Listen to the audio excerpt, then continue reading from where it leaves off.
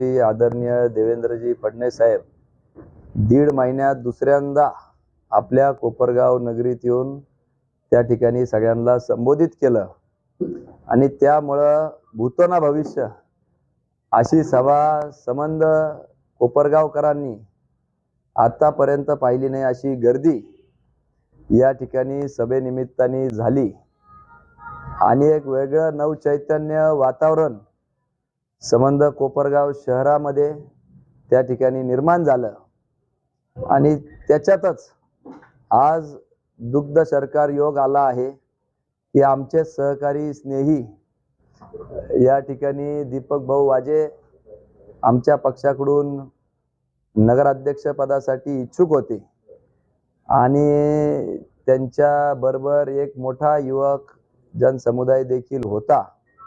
त्याचबरोबर त्यांचे बंधू आकाशभाऊ वाजे या ठिकाणी प्रभागामधून त्या ठिकाणी इच्छुक होते। त्यामुळं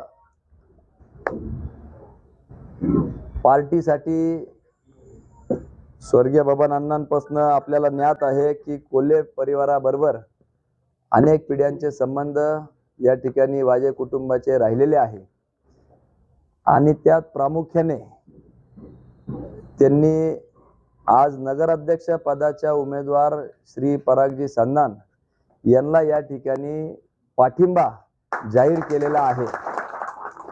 मला कल्पना नाही त्याची, मला तर माध्यमातून मला समजलं की वाजेंनी पाठिंबा, चांगली गोष्ट आहे।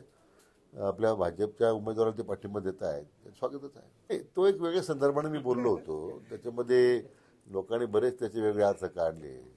पण शेवटी असं आहे की कोणत्या निवडणुकीमध्ये ज्यावेळी आकाचा उल्लेख होतो तर मग त्या पद्धतीने आकाची ताकद लोकांना समजली पाहिजे ना। तो नकारार्थी मुद्द्यावर गेलेला आहे। बीडची घटना दुर्दैवी होते निश्चित, त्यामध्ये निरपराध लोकांची हत्या झाली, तिथल्या आकाचा आणि याचा काही संबंध नाही। आता लोकांनी कोणताही मुद्दा उचलताना उदाहरण काकाचा आका कोण आहे, आता काकाचा आका कोणी लोकांना पाहायला मिळेल ना। मान्य सर्वोच्च न्यायालयामध्ये ही सध्या हिअरिंग सुरू आहे, त्याच्यावर भाष्य करणं उचित नाही ना। न्यायालय निर्णय होईल तो आपण मान्य करायचं 100%। शिर्डीचा निकाल 24-0 आहे।